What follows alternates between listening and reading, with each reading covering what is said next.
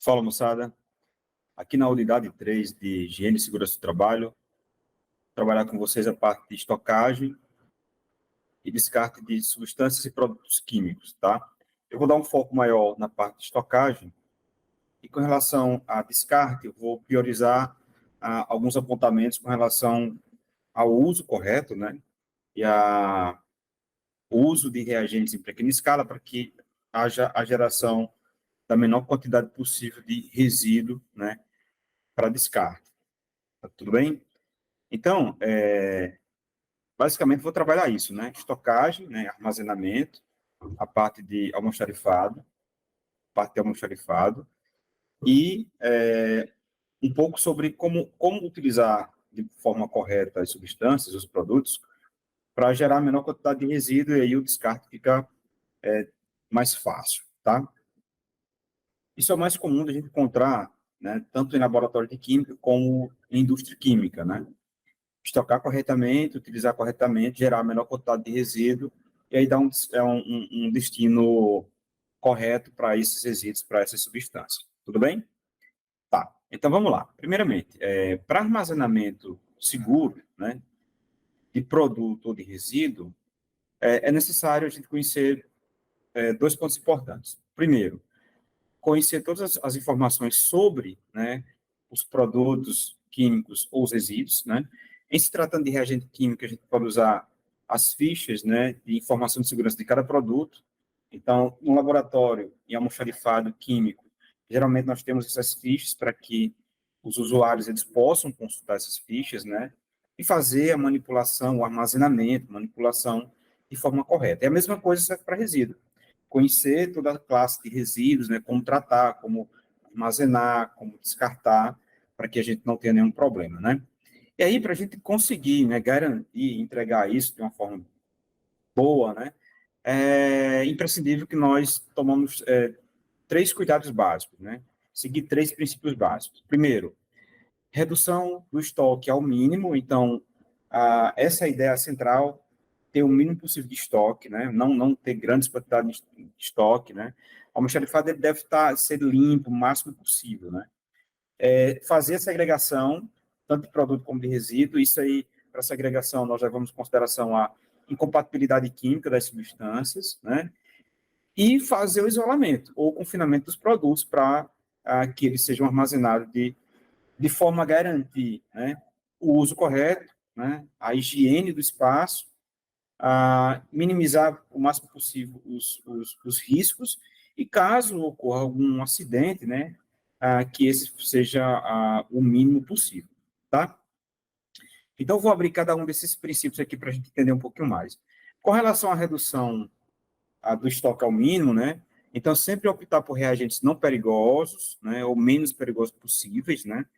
Obviamente, há algumas necessidades de usar reagentes que são perigosos ou que, né, que ofereça um certo perigo, uma periculosidade, né, uma insalubridade. Mas aí, nesses casos, né, usar a menor quantidade possível, né, usar de forma correta, usar o EPI correto, ter o EPC correto lá disponível, né, e adquirir a menor quantidade possível desses reagentes, tá? Então, essa é a lógica clássica nossa, né, que trabalhamos com a área de química, né? Comprar aquilo que é suficiente para que não tenha um grande estoque, tá?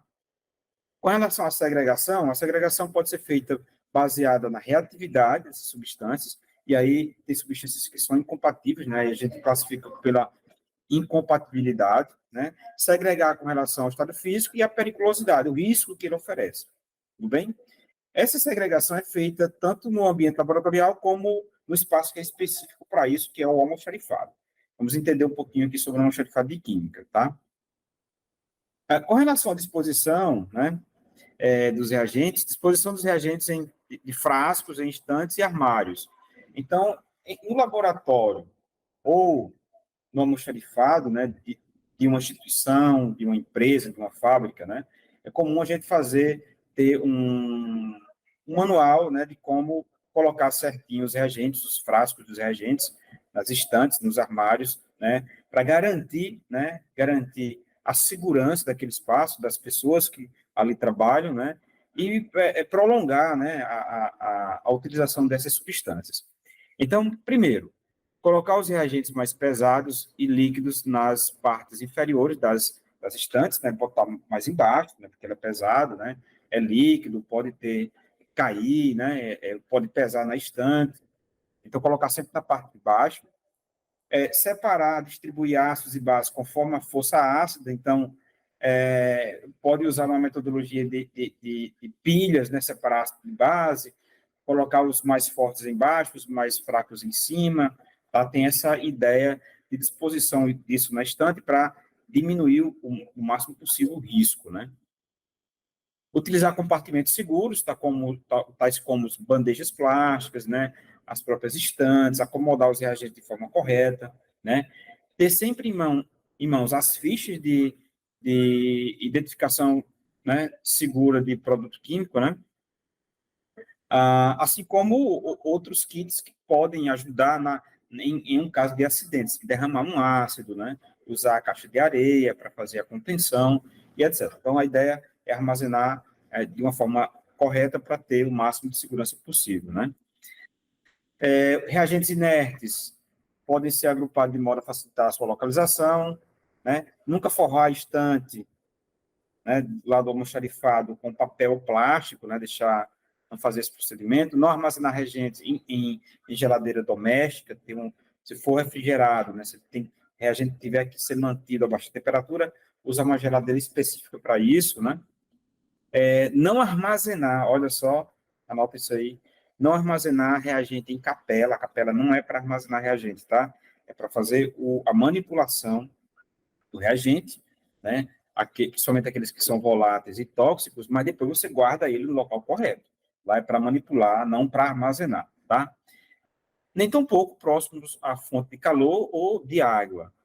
E não armazenar reagentes sem a devida identificação, tá? Então, isso aqui é regra básica em laboratório de química, em laboratório de indústria. Sempre identificar as substâncias para que os próximos usuários eles possam usar da forma mais correta possível. Certo? Tá. Bom, duas sugestões clássicas, né, de segregação ou disposição correta, né, das substâncias, né, produtos químicos dentro do almoxarifado. Tem esse esquema aqui, que é o esquema onde se utiliza estante, né, e tem esse outro esquema aqui, que é o esquema de ilhas, né, onde a gente vai fazer a organização das substâncias por determinadas classes. Então, assim, o comum, né, é colocar em um almoxarifado os reagentes, as substâncias, os resíduos, em estantes, né? Essas estantes têm uma distância mínima, que é de 1 metro, né? O ideal é que seja o mais distante possível, mas aí por uma questão de logística dentro do espaço, né? A gente tem um número como um número ideal aí, 1 metro, 1 metro e pouco, tá? Então, separar aqui as estantes, e quando for colocar as substâncias, o ideal é que faça por ilhas, né? Os ácidos, as bases aqui separado dos ácidos, e aí entre uma estante de base e uma estante de ácido, a gente colocar uma estante com reagentes, substâncias, produtos inertes, tá? Então, por a questão de incompatibilidade química, né? Ácido reage com base, a gente não coloca eles juntos, tão próximo assim, para que não haja reação na atmosfera de liberação de vapores e etc. Tudo bem? Nunca colocar o ácido armazenado junto com a base, sempre separar e deixar um espaço entre eles, de preferência um espaço que tem aqui o armazenamento de substâncias inertes, tá? Tá. Com relação ao armazenamento de reagentes, né? É interessante que os armários, que esses reagentes sejam armazenados, né? Existem armários, na verdade, armários especiais para inflamáveis, né? Que são aqueles que têm portas anti-chama, tem armários especiais para reagentes corrosivos, né? Com materiais específicos, armários para outros tipos de reagentes químicos, né? Tem geladeira, tem freezer específico para armazenamento de substâncias, né? De reagente, que precisa ser guardado a baixa temperatura, tá? Então, existem essas estratégias aqui, né, para a gente fazer o armazenamento dos reagentes. E o monitoramento tem que ser constante, né? Geralmente isso é feito por um técnico de laboratório, né, ou um químico responsável, e aí sempre olhar a validade, né? Como é que está a condição do reagente com relação ao estado físico, né, como é que está o frasco, como estão os rótulos, né, a qualidade do rótulo é muito importante, porque é pelo rótulo que nós fazemos toda a identificação. Então, se o rótulo não está legal, é interessante repor aquele rótulo com as informações indispensáveis para a sua identificação, tá? Verificar como é que estão os armários, né, as estantes, os refrigeradores, né, sempre naquela perspectiva de diminuir o máximo possível as possibilidades de um acidente. E se houver, né, que a gente use o EPI, o EPC correto, para que esse acidente seja o menor possível para o trabalhador, tá? Se, porventura, for necessário armazenar grandes volumes de solução, é interessante que armazene em frasco com torneira lateral, né?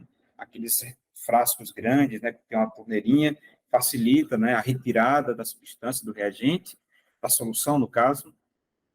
Não armazene frasco de vidro com substâncias voláteis sobre a luz solar, né? A luz vai incidir sobre o vidro, vai aquecer, isso pode gerar uma explosão, né? Pode reagir, pode transformar aquela substância, perder a característica, a identidade química, né? O local de armazenamento, que tradicionalmente é almoxarifado, tem que ter saída de emergência, né? Então, no mínimo 2 saídas. E o local destinado ao armazenamento de produtos e resíduos, né, deve possuir boa iluminação, de preferência iluminação natural, deve ter um dispositivo à prova de explosão, né? E ter toda aquela condição ali, né? Ter extintor de incêndio, ter torneira, ter pia, né? Para que, em um caso de acidente, precisou lavar a mão, ter chuveiro, lavar óleos, a gente ter os EPCs adequados para aquele espaço, né? Para que o trabalhador ele trabalhe com segurança e, em caso de acidente, ele tenha condições de minimizar o máximo possível os efeitos desse acidente sobre a pessoa, tá? Treinamento constante com o pessoal do almoxarifado, né? Treinar sobre o uso do EPI, treinar sobre EPC, situações de emergência, como proceder, né? Ter sempre o telefone disponível para uma emergência, né? E fazer toda a sinalização, aí é muito importante isso, né? Fazer sinalização, fazer inspeção periódica, ter uma política, né? De inspeção periódica daquele espaço, de verificação, né? Mantendo sempre tudo bem organizado, tudo em boas condições para que não ocorra, né, um imprevisto e tenha um acidente, tá? Aqui são os exemplos, né, que aportam para armazenamento de substância inflamável, e esse aqui é para armazenamento de substância corrosiva, como os ácidos e as bases. Então é isso, né, algumas referências, bons estudos e até a próxima.